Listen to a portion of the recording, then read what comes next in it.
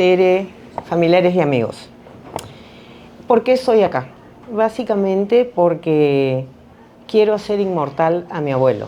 ¿Y cómo se hace inmortal a una persona? Básicamente por las obras materiales o inmateriales que perduran a través de la memoria de todos los que lo recuerdan.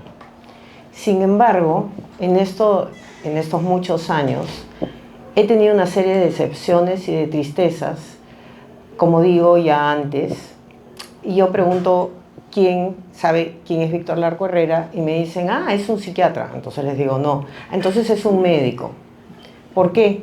Porque básicamente en Lima relacionan Víctor Larco Herrera con el Hospital Psiquiátrico Víctor Larco Herrera. Y para pena mía, yo siento que sus obras en Lima van desapareciendo. Y remarco Lima porque tuvimos la presentación del libro en Trujillo, que fue un absoluto éxito.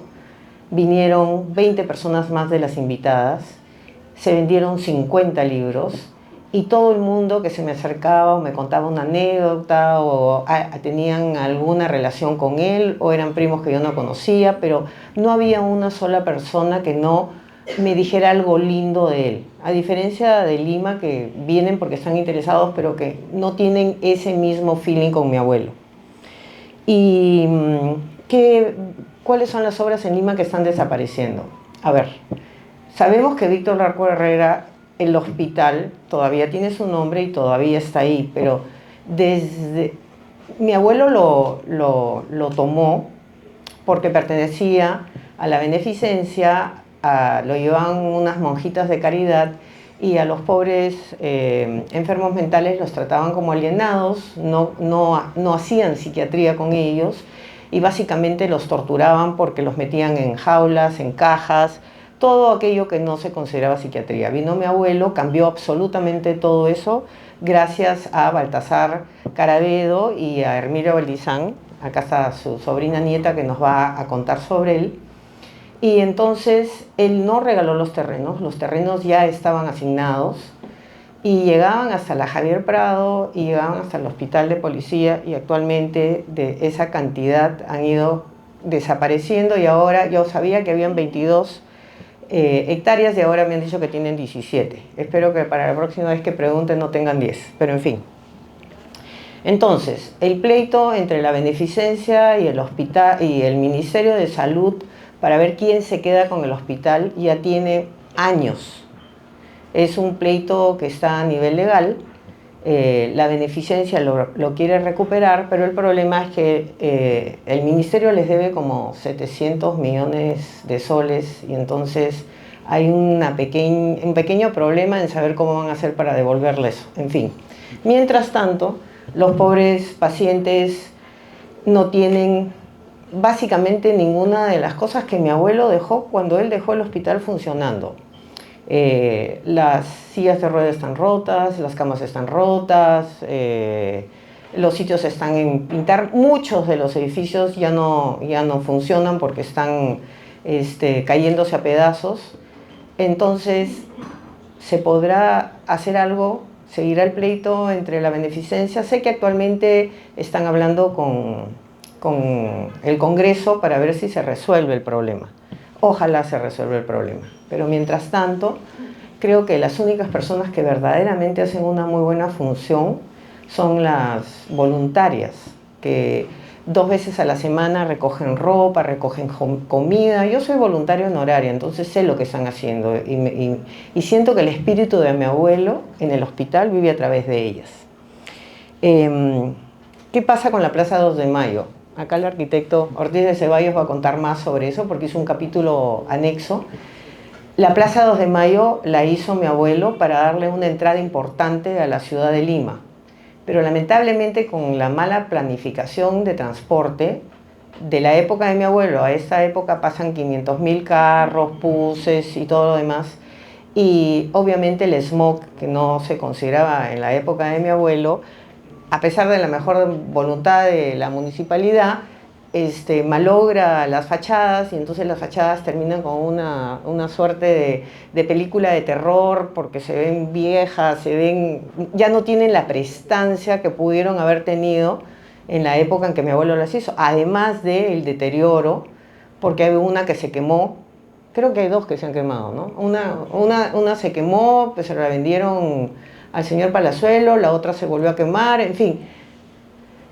Hubo un intento, bueno, ha habido un intento de restaurar el monumento, pero yo pienso que si se restaura el monumento también se tiene que dar una explicación sobre qué cosa es la plaza. Y se restauró el monumento y no invitaron a la familia Larco. Y lo importante no es la familia Larco, lo importante es darle a todas las personas que pasan por la Plaza 2 de Mayo la historia de la Plaza 2 de Mayo para que la gente se sienta tan patriota como las anteriores personas, porque van a sentirse orgullosas de lo que era el significado de la plaza. No solamente ver 8 construcciones que se están cayendo a pedazos, sino saber por qué se hizo la plaza, por qué se hizo la urbanización, por qué se hizo la colmena, ¿no? La razón, mi abuelo lo que quería era compartir con la ciudadanía este orgullo por el Perú y este deseo de compartir la estética y la belleza. Después pasamos a la escuela de enfermeras, que la donó también, que ya no existe porque ahora es la sala de emergencias del Hospital Loaiza. Cuando yo era chica, y yo no estaba acá en Lima, estaba en Chile, me enteré que mi papá lo habían elegido para que defienda, porque había en esa época un presidente de la beneficencia que quería quitarle a las enfermeras la escuela de enfermeras. Obviamente había en la donación había una cláusula que decía que si no era dada para las enfermeras, regresaba a los herederos. Obviamente a mi papá no le interesaba que regresara, pero él quería defenderlo, lo defendió y en ese momento siguió siendo escuela de enfermeras. Actualmente, hace un tiempo, me enteré que ya no es escuela de enfermeras y la verdad es que no sé qué ha pasado. En fin. También tenemos el Club de la Unión y mi abuelo regaló el terreno del Club de la Unión, pero lamentablemente con los años uno va pasando al Club de la Unión y que el Club de la Unión cada vez está más vacío, cada vez hay menos gente y todo lo que había dentro, ya cada vez veo menos obras y menos cuadros y menos cosas, bueno, lo cual es una absoluta lástima.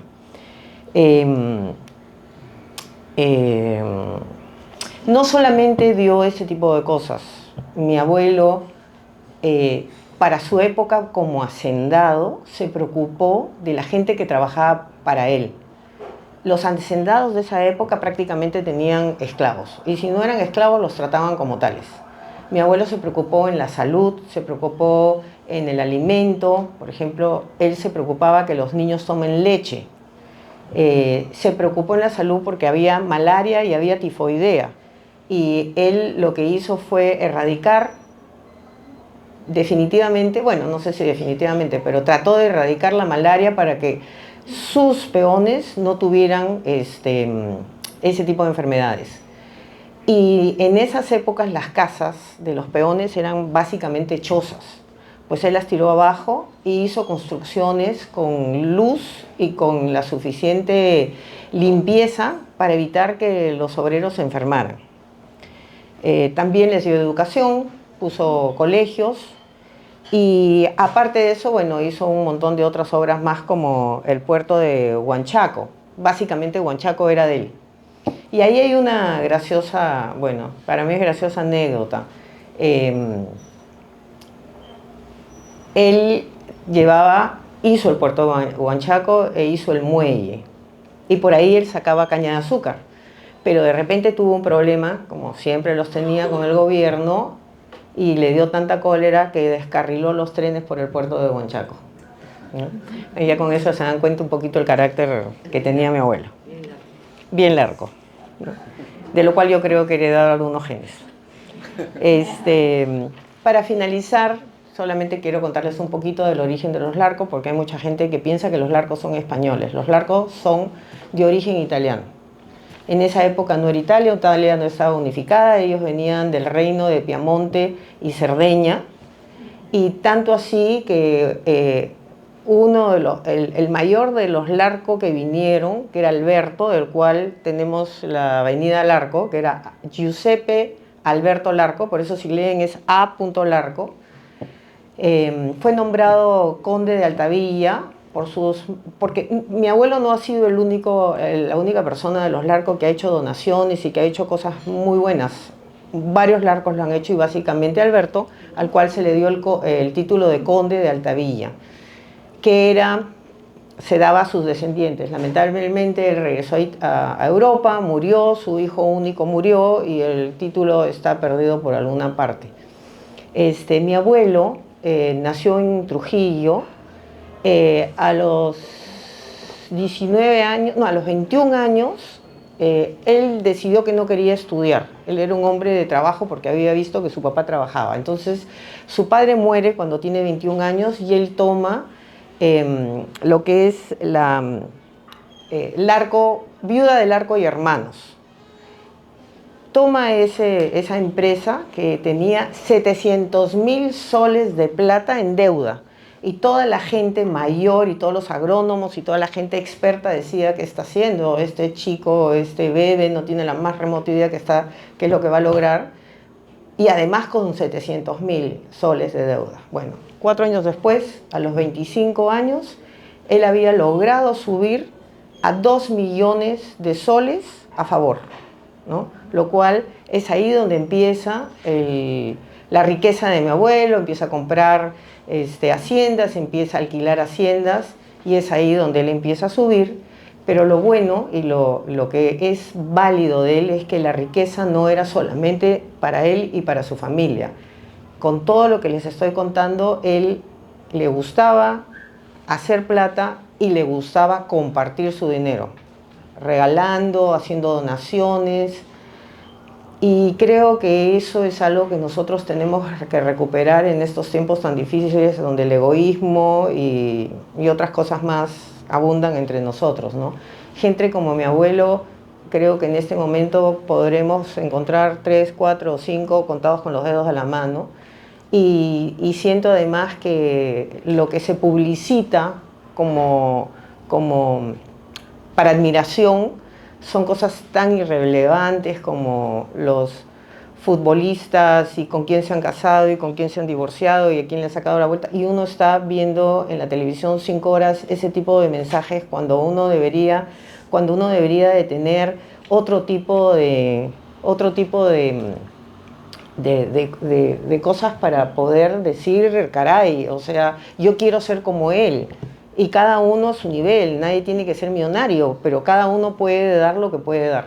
Y me olvidaba, él también, cuando hace la Plaza 2 de Mayo, a unos 100 metros, él decide que él quería el mejor museo de Lima y hace un edificio tipo Tiahuanaco y él junta en Trujillo a familias de Trujillo, pero después a familias de otras partes de Lima, del Perú, 20.000 piezas arqueológicas.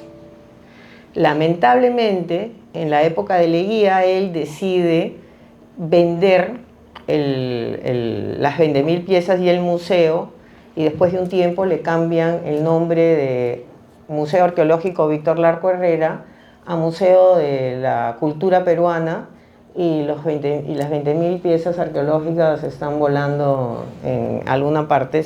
Creo que están en el Museo de Pueblo Libre. Ya he contado 20 veces la misma historia, que se les cayó el techo. Entonces el museo, por la época del COVID, nunca recibió las donaciones del gobierno para arreglarlo y están metidos en algún sitio, y hasta que no terminen de hacer el museo, esas 20.000 piezas seguirán siendo sin poderse enseñar a la gente que viene al país, básicamente, a ver lo que nosotros mejor podemos dar, ¿no es cierto? Que es todo lo que tiene que ver con huacos, con piezas históricas, etc. Entonces, yo creo que este libro tiene la maravillosa cualidad de que no solamente habla de todo lo que mi abuelo dio en todas las partes donde él estuvo, sino que también habla sobre su personalidad. Y eso lo convierte en menos aburrido, ¿no? Y a veces uno dice: wow, qué hombre tan interesante, qué hombre... Por lo menos eso me pasa a mí, ¿no? Yo como quisiera poder seguir los pasos, y voy a tratar de seguir los pasos porque es como mi fuerza motivadora. Es una persona que vale la pena seguir los pasos o tratar de ser como él.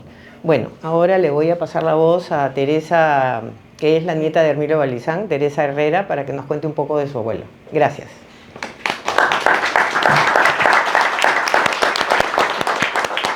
Bueno, ciertamente lo que has hablado de tu abuelo es algo maravilloso, y también con mi tío abuelo, lo que tuvieron ellos, esa comunicación y cambiaron la manera de tratar a los enfermos mentales. Antes era terrible. Bueno, ahora voy a comenzar por la historia de mi tío abuelo y después conversamos sobre la parte de cómo trabajaron juntos y cambiaron la manera de tratar estas enfermedades mentales. Okay. Un momentito, me voy a poner mis anteojos.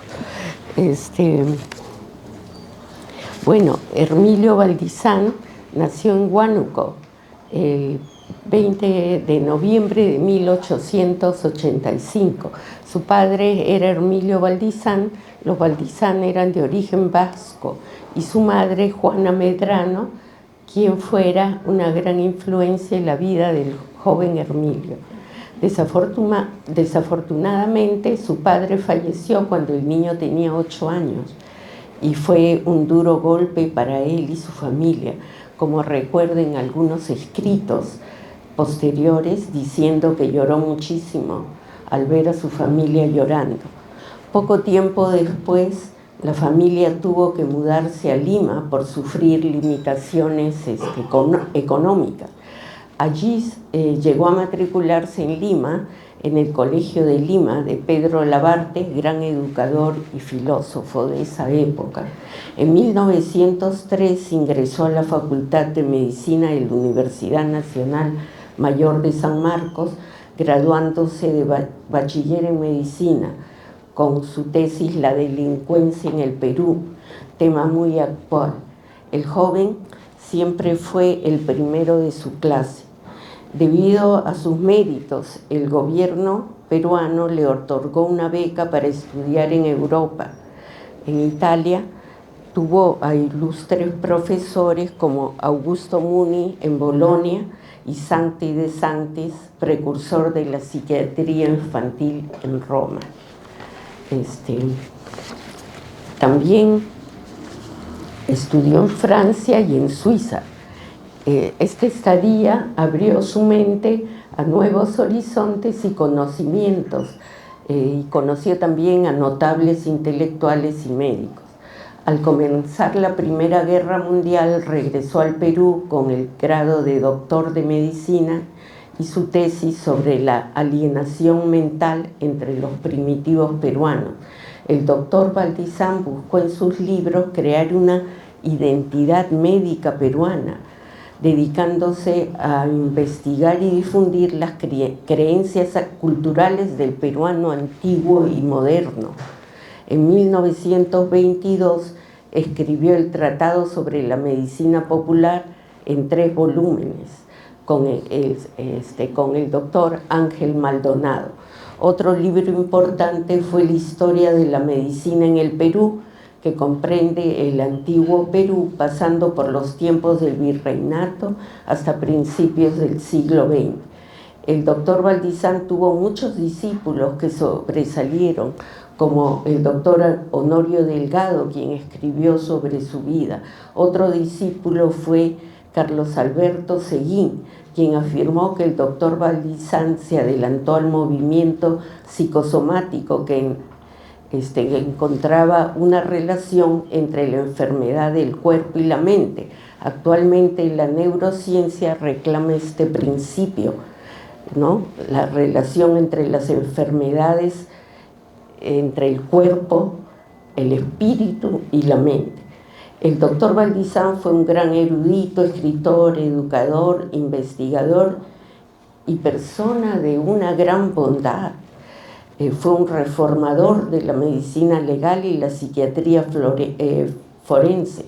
En 1918 se empezaron a publicar los anales de la Facultad de Medicina que se publican hasta ahora. En fin, Hermilio Valdizán ha dejado un legado y muchos libros importantes, como el que se presenta hoy sobre Víctor Larco Herrera, El hombre y la obra. Es algo maravilloso porque cuenta la historia de todo lo que entre los dos, ¿no? Hermilio Valdizán y Víctor Larco Herrera hicieron juntos. Y tienen que comprar el libro para ver muchos detalles increíbles.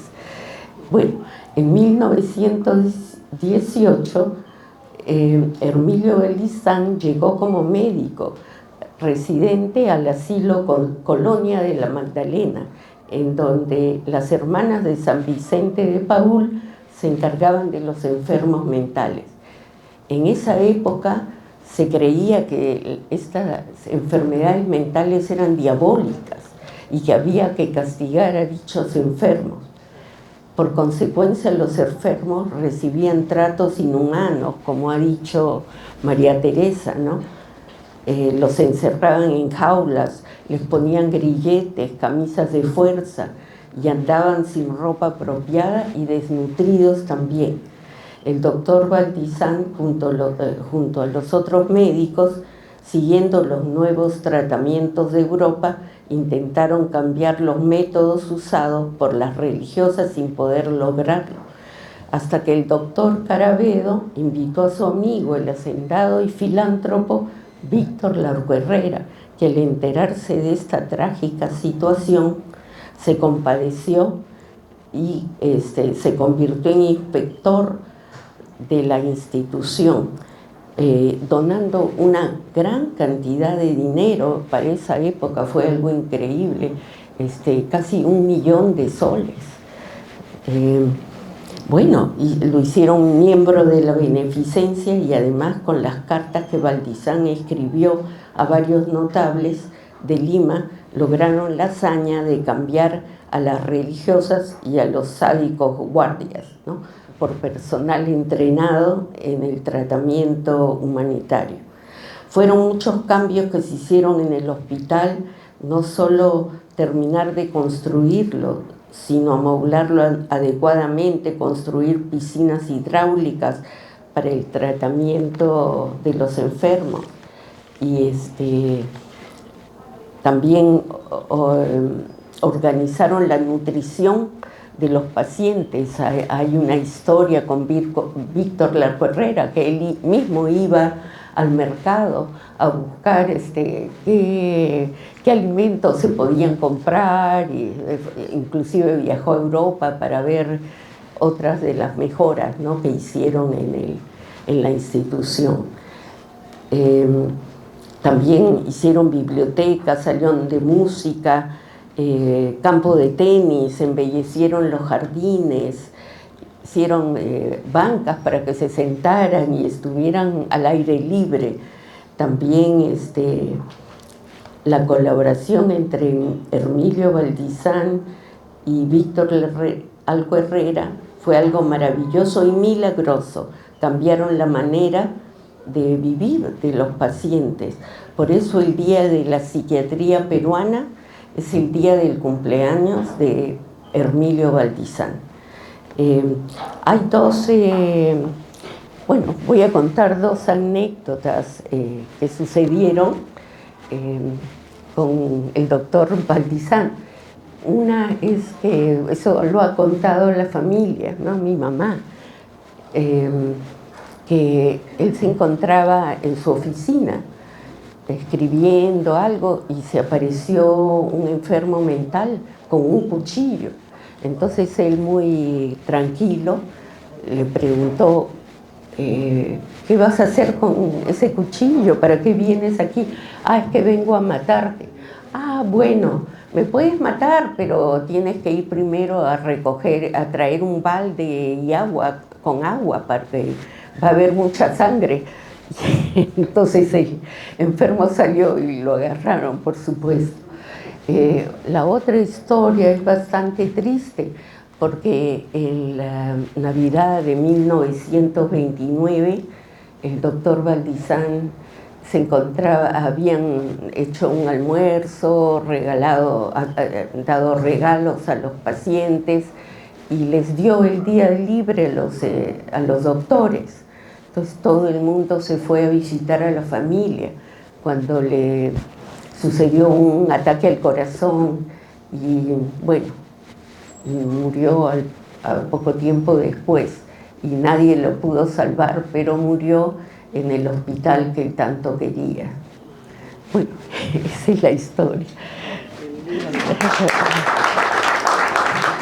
Bueno, es un gusto estar en la mesa con María Teresa y Teresa, que nos han explicado a los dos personajes claves de este libro, en el que la contracarátula es un dibujito mío.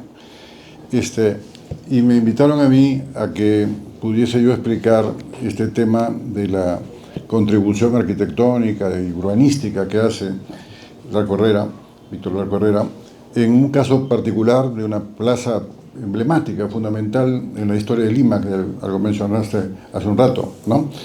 Entonces, de hecho, como ya se dijo, creo que es bonito reivindicar a estos forjadores de la peruanidad, estas personas que son fundamentales porque nos han dado lo que nos han dado. O sea, Larco Herrera con el tema del museo, el hospital, ¿no es cierto?, la Plaza 2 de Mayo, de la que hacemos un comentario, y luego con forjar la medicina, el pensamiento propio, ¿no?, la academia, la generación de nociones de peruanidad, además, ¿no?, porque es una generación gestora, ¿no?, fundante de lo que es una reflexión propia, y el museo es un caso clarísimo de eso, ¿no?, porque evidentemente esa reivindicación de que eso es arte, no solamente arqueología, ¿no es cierto?, no es solo un dato histórico de una época, sino es arte, ¿no es cierto?, y los libros que se han escrito sobre eso son formidables, y la influencia en la historia del arte, de este arte, ha sido enorme, ¿no? Entonces, existe todo un contenido interesante. Pero en fin, mi encargo era específicamente, y si se podrían pasar estas imágenes que estaban preparadas, simplemente para visualizar un poco qué cosa quería ser, qué cosa fue, qué cosa fue este aporte bonito de la Plaza 2 de Mayo, ¿no es cierto? Entonces, hay una primera imagen que nos dice cómo era ese lugar antes de volverse plaza. Cuando Víctor Larco Herrera decide invertir en esas edificaciones, apenas había la estatua, ¿no es cierto? Lo que había era simplemente un borde de Lima, una salida hacia el Callao, y claro, el 2 de Mayo nuestro, ¿no?, en el que le ganamos a los españoles. A mí me hacía gracia cuando yo vivía en España que el 2 de Mayo de ellos es cuando le ganaban a los franceses, ¿no es cierto?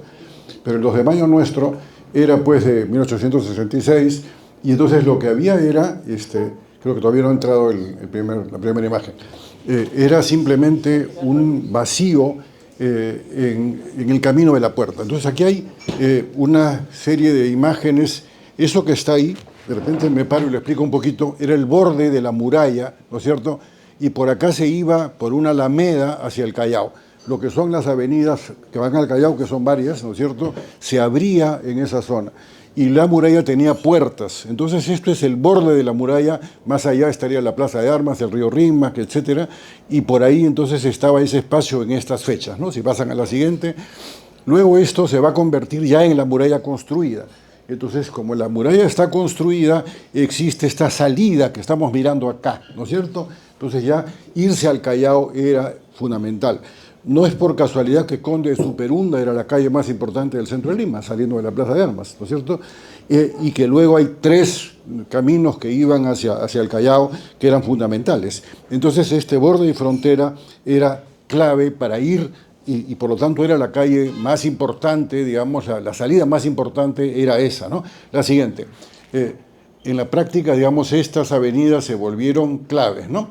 Esta es la murallada, ¿no es cierto? Estas son fechas sucesivas. Si vamos a la siguiente imagen, vemos que en un momento dado ya está ¿no es cierto?, el espacio formado, y luego en ese espacio va a venir la estatua un poco más tarde, ¿no?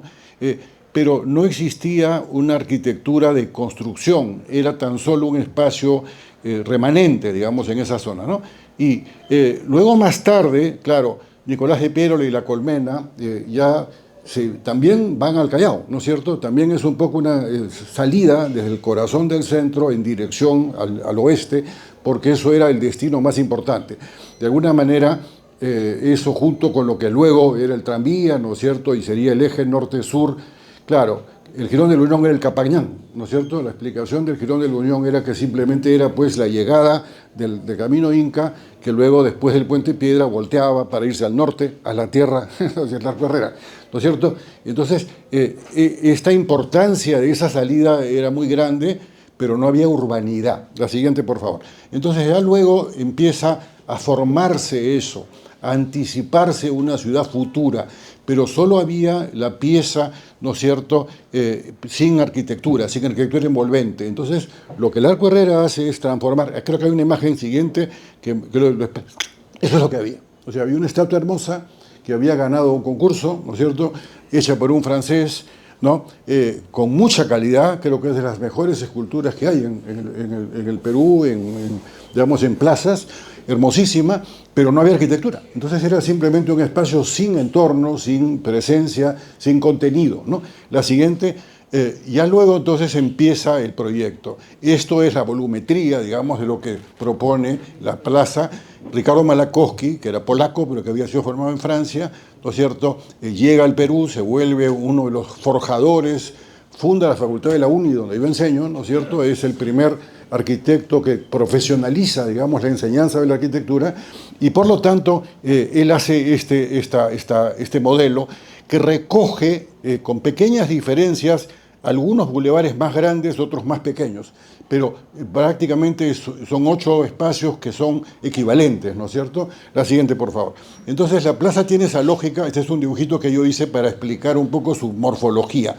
Hay unas torres esquineras, hay unas avenidas, hay unas alamedas, Nicolás de Piérola, por ejemplo, ¿no es cierto?, que llega por ese lado, y después hay esta serie de presencias con unos pisos sucesivos, uno más rugoso, ¿no?, abajo, y luego los pisos nobles y los pisos de colmenas y de acentos.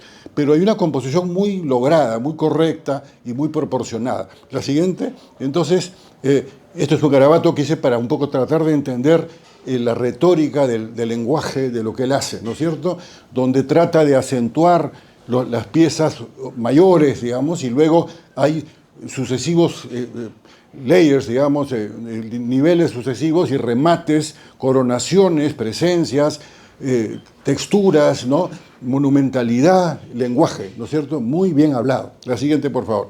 Entonces, y esto es un garabato que hice para un poco decirlo, ¿no? O sea, cómo hay cosas que arman todo, que se arman la plaza completa, hay piezas, hay elementos ornamentales, hay secuencias, hay ritmos, hay acentos, ¿no es cierto?, y hay este espíritu muy parisino, digamos, de la solución. La siguiente, por favor.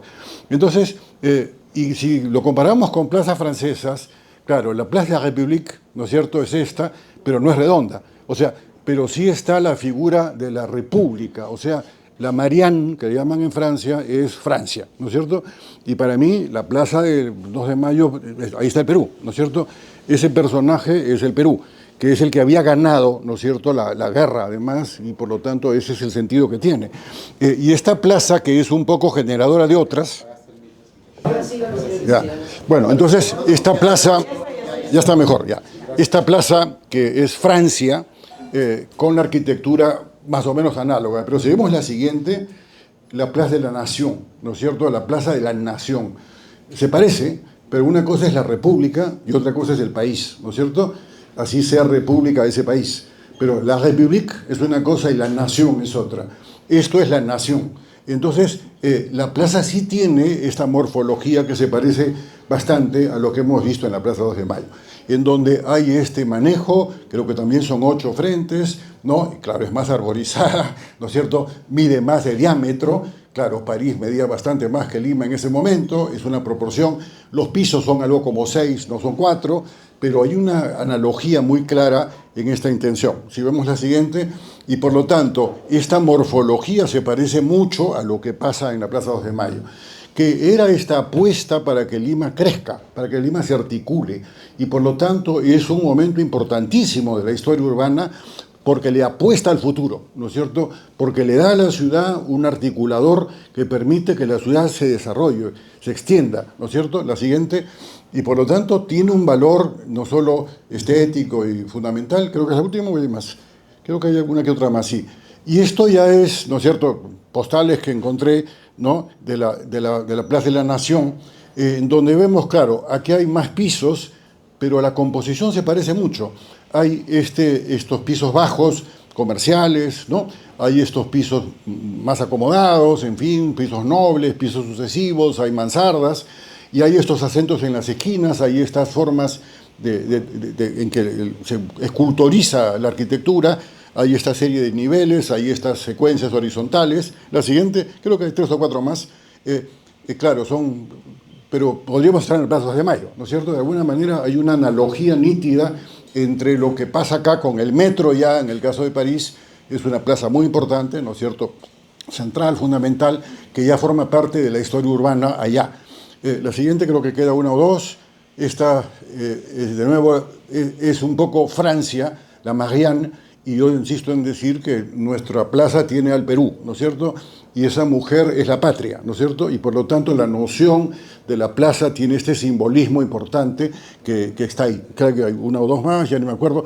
Estas las tomé hace unas semanas, ¿no es cierto?, simplemente porque sabía que tenía que venir. Entonces me pareció bonito, estando allá, que pudiéramos encontrar estas analogías. Entonces, de alguna manera, esta lógica de la secuencia nos revela la tarea notable que hace Larco Herrera como mecenazgo, ¿no es cierto? Porque lo que hace es extiende a la ciudad, le da entidad, le da presencia, le da significado, ¿no es cierto?, y apuesta para que la ciudad se organice.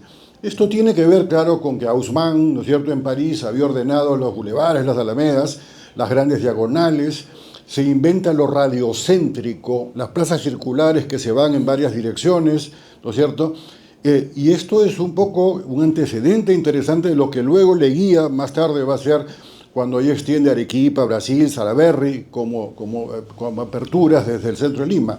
Antes, Nicolás de Piero o Paseo Colón tenían ese espíritu un poquito más de Alameda, un poco francesa, si se quiere, ¿no es cierto? Entonces, simplemente, esta plaza tiene no tenía monumento, tenía monumento, pero no tenía arquitectura que le envolviese. Esta escultura tiene mucho valor y mucho interés, pero lo que hace el aporte del Larco Herrera es apostar al futuro, articularla, decir la ciudad tiene que extenderse. Y eso es un espíritu muy republicano, ¿no es cierto? Porque es una plaza democrática, es una plaza que en todos los frentes es equivalente. Por lo tanto, está apostando a que por todos sitios la ciudad pueda tener calidad. No es una plaza que simplemente fuese una plaza, digamos, aristocrática o con un sesgo así. Y todavía en esa época, claro, este estilo francófilo era muy extendido. Lo anglófilo llega un poco más tarde con Leguía, ¿no es cierto?, los deportes, Santa Beatriz, otros elementos, pero esta etapa es muy importante en la historia de la ciudad. Termino, digamos, yo creo que hay un mecenazgo reconocible, en el caso de hacer ciudad, hacer país. Hacer que entonces crear futuro, articular, entretejer, ¿no?, en la época en la que el centro era la ciudad y por lo tanto necesitaba extenderse, abrirse, ¿no es cierto?, hacia el Callao, que como se dijo era una puerta en Lima, porque era más importante todavía en esa época esa relación este-oeste más que la norte-sur. Recién la avenida Arequipa 21 en adelante, ¿no?, va a producir esta conexión en la que axialidad norte-sur, digamos, para venir al Arco, entre, digamos, el centro de Lima y el sur, y los tranvías y otras cosas más, y los balnearios, la moda de los balnearios, que es un poco siglo XIX tardío, ya va a llevar un poco la fuerza de la ciudad más hacia el sur que hacia el oeste, ¿no? Entonces, todo esto lo sumé a pedido de los editores para que simplemente se relieve que esto no es cualquier obra, esto es una obra fundamental. Y termino, yo creo que diciendo, ¿no?, que ojalá hubiese más mecenazgos como el del Larco Herrera. Gracias. Claro, pero, a ver, el 2 de mayo no podía elogiar a España, ¿no es cierto? Porque acababan de ganar la guerra finalmente la última guerra contra España. España trata de reconquistarnos, ¿no es cierto? Y por lo tanto lo que hay es más bien ese intento de recolonizar América, ¿no? Entonces, creo que la República tiene un espíritu muy neoclásico. El barroco se deja de lado porque se asocia al mundo colonial. El mundo colonial español todavía tenía pretensiones, digamos, imperiales, ¿no? Entonces, en la práctica, este espíritu de esto de acá es más el espíritu ilustrado, digamos, ¿no?, del siglo XIX, y la arquitectura, por lo tanto, tiene más bien esa composición muy esencial. Yo traté de hacerlo ver, ¿no?, de cómo hay cuadrados, formas regulares, formas muy controladas, muy racionales, ¿no? Y no este lenguaje tan verbal, tan adornado, ¿no?, hispano de la época de la colonia. Yo creo que en España tienen muchas más cosas que eso, ya lo sé, ¿no? Y creo que nadie está en contra de la validez de la cultura española. Pero sí, claro, en el siglo después del combate del 2 de mayo, la victoria del 2 de mayo, lo español no era demasiado entusiasmante como referente. Entonces, evidentemente, la tesis estética, digamos, de toda esa época va más en esa dirección. Luego, después, yo creo que ya esto se ha superado este contratiempo, esta confrontación, ¿no? Fue la unión de los 4 países. Esta guerra unió a los 4 países para vencer a España. Claro. Ese es el símbolo de la unión de Chile, Argentina, Perú y creo que Bolivia, ¿no? Claro, sí. Claro. Y fue la última guerra de independencia. Claro, ¿no? Claro. El arquitectónico, ¿usted cree que sea rescatable? Porque ese lugar ya está muy... Como deteriorado. O sea, está la plaza hacinado, no es muy fácil ingresar. A ver, yo sí creo que, ¿por qué se quemó esa octava parte? Porque había arriba pintura y trapos, ¿no es cierto? Y era un depósito, ¿no es cierto? O sea, era material combustible, ¿no es cierto? O sea, el problema del centro es que se ha ido convirtiendo en un montón de almacenes, ¿no es cierto? Entonces, en la práctica, cualquier riesgo se quema porque simplemente ya no tiene vivienda, ya no tiene usos dinámicos, activos.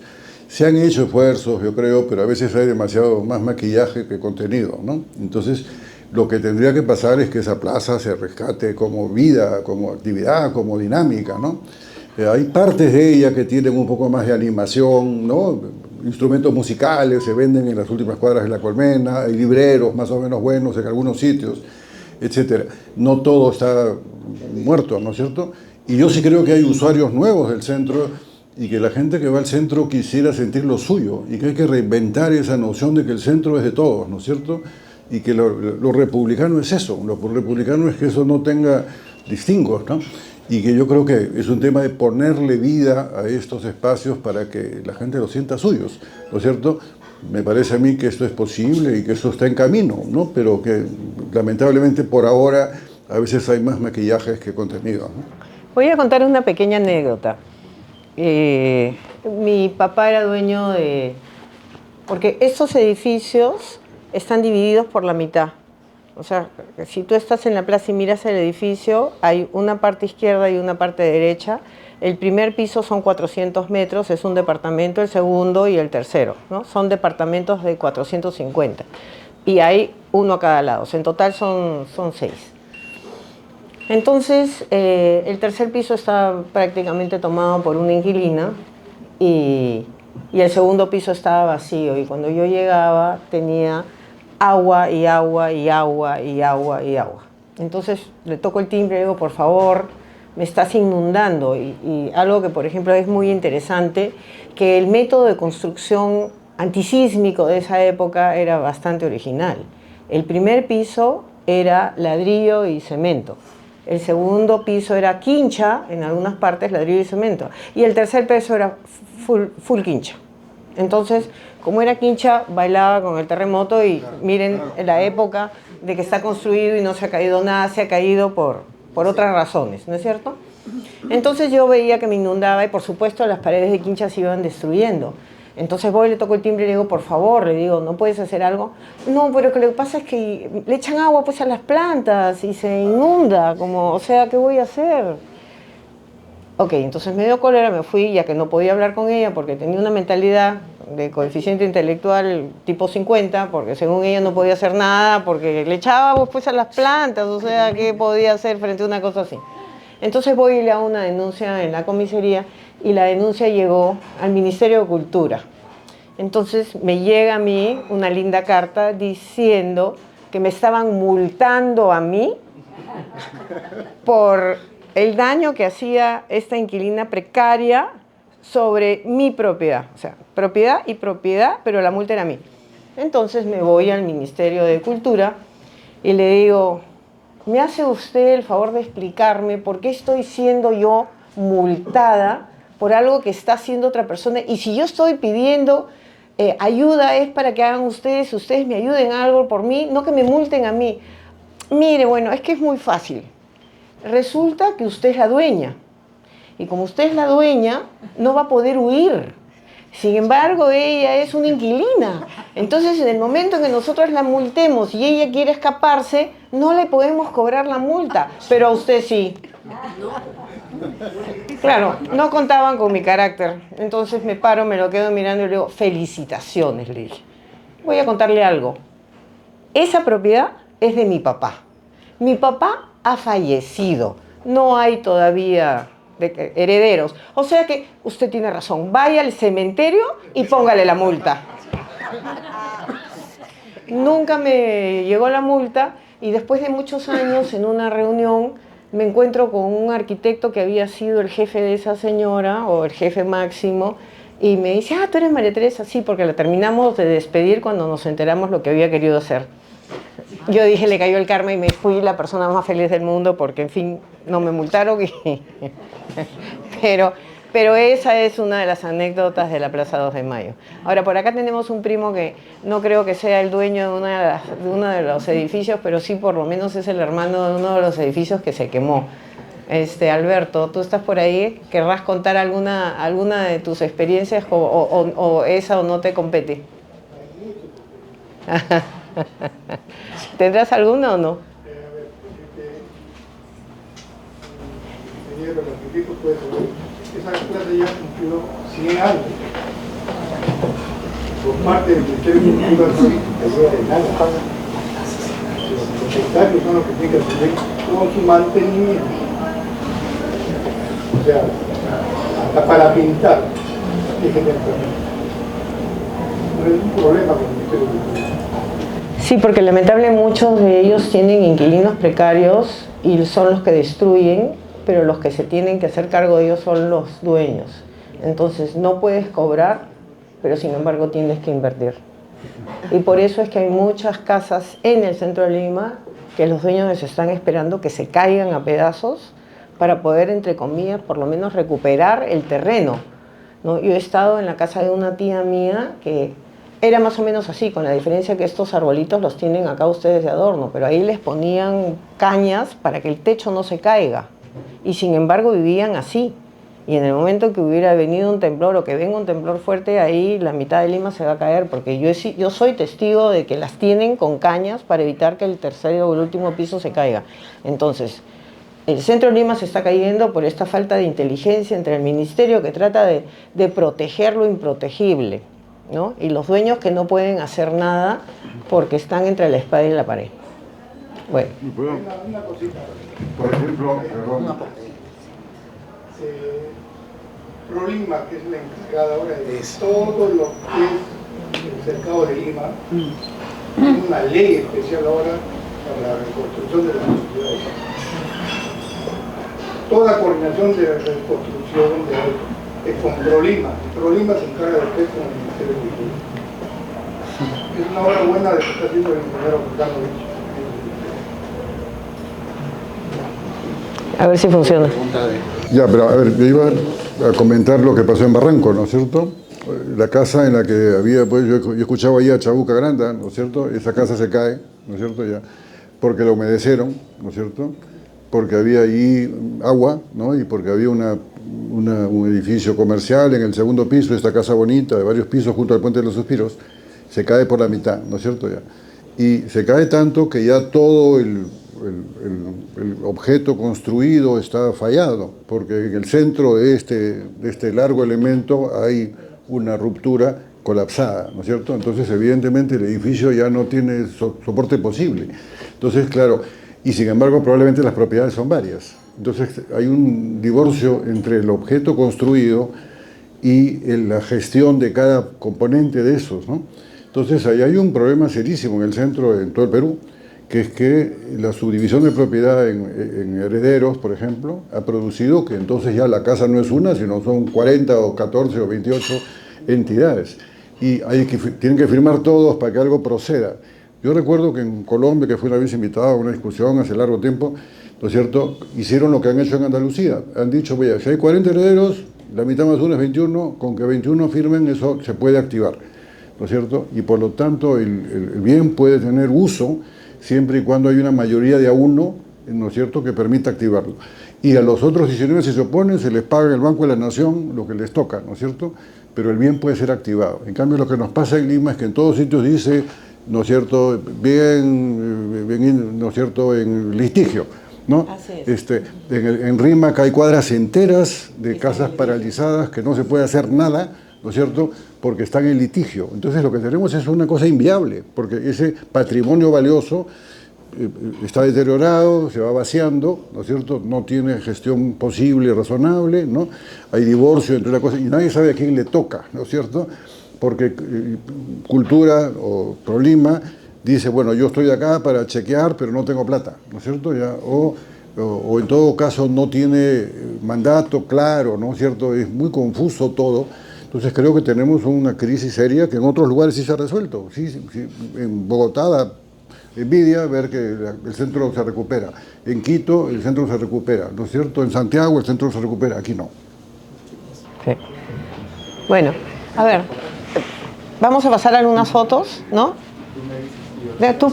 Vamos a pasar unas fotos que esto lo hemos hecho en último momento, o sea que si están un poquito en desorden van a tener un poco de paciencia, pero es interesante. A ver, vamos a pasar algunas fotos sobre la casa de mi abuelo, que a mí me parece muy importante porque pueden darse el nivel de lujo en el cual él vivía. Por ejemplo, ese es un mueble, ¿no?, que ahí dice de comedor. Lamentablemente mis sobrinas vendieron el mueble de comedor en el último mercado de pulgas y fue muy tarde cuando yo me enteré.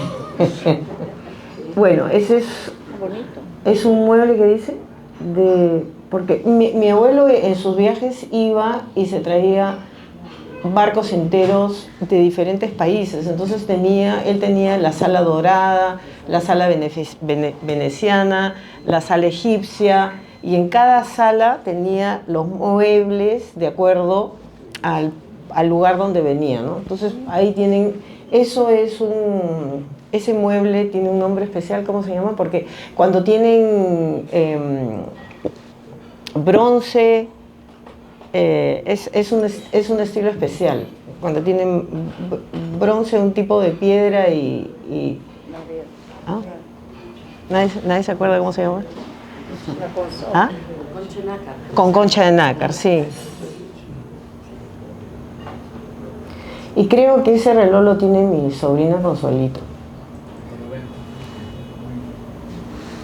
Qué bien, qué bonito. Bueno, ahí tienen un par de...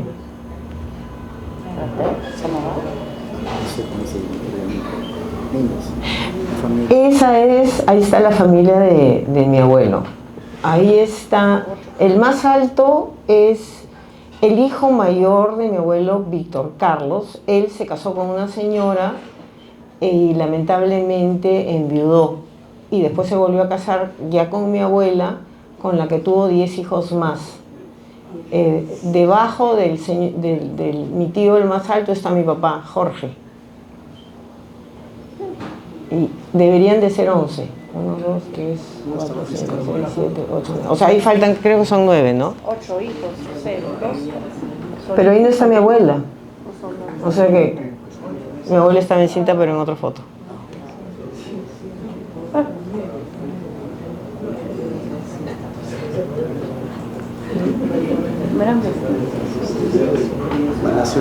A ver, esa es una foto muy interesante.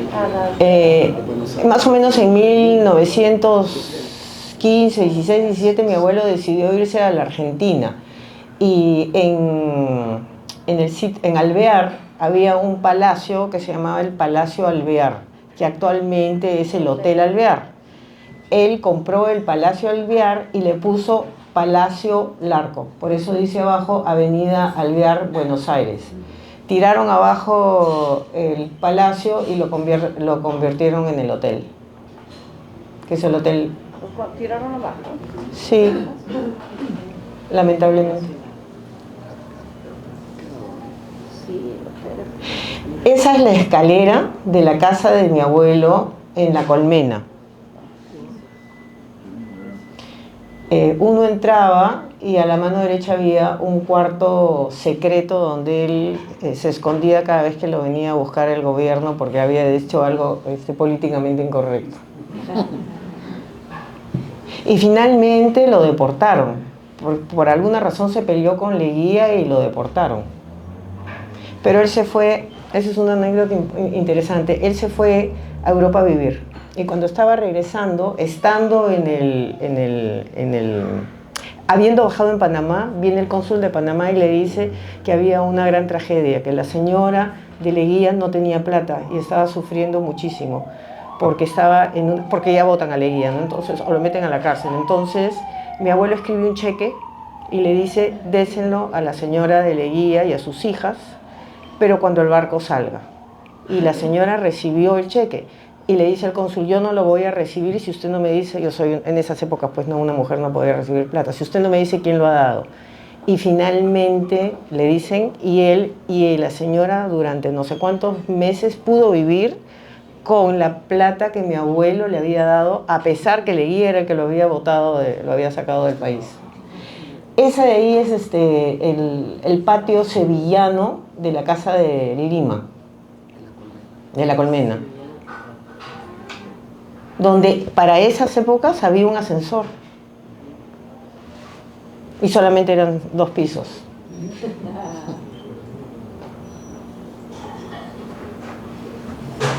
Bueno, esa, ahí dice, es la biblioteca, ¿no?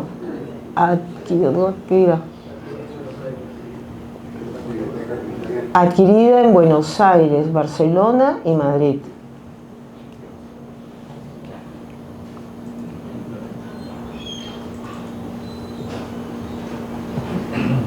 A ver, el salón egipcio.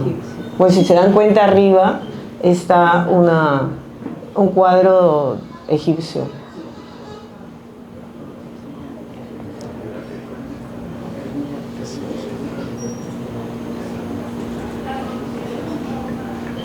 Ay, el salón enconchado, eso es una belleza, sí.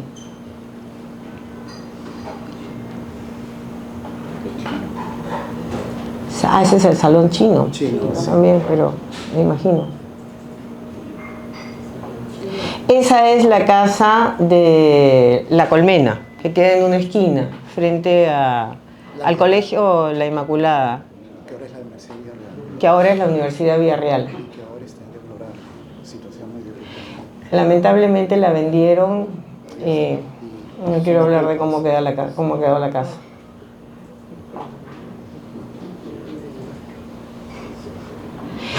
Esa es una pintura muy importante. Esa pintura la pintó el artista Polanco.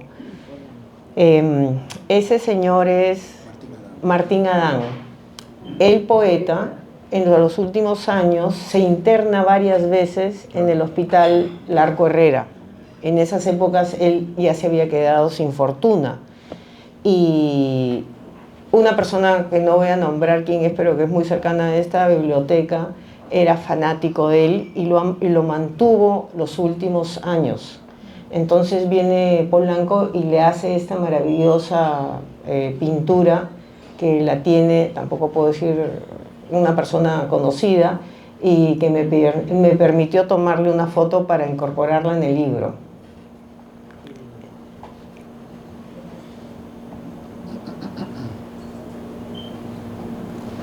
Bueno, ese es otro, el Salón Luis XVI, adquirido en Argentina. Bueno, como ya vieron la casa, entonces ustedes pueden imaginarse la cantidad de salones que tenía. Y para finalizar, el Salón Luis XVI también adquirido en Argentina. Creo que la misma foto. Sí, Sí. muy bien. Bueno, ok. Una pequeña muestra, gracias.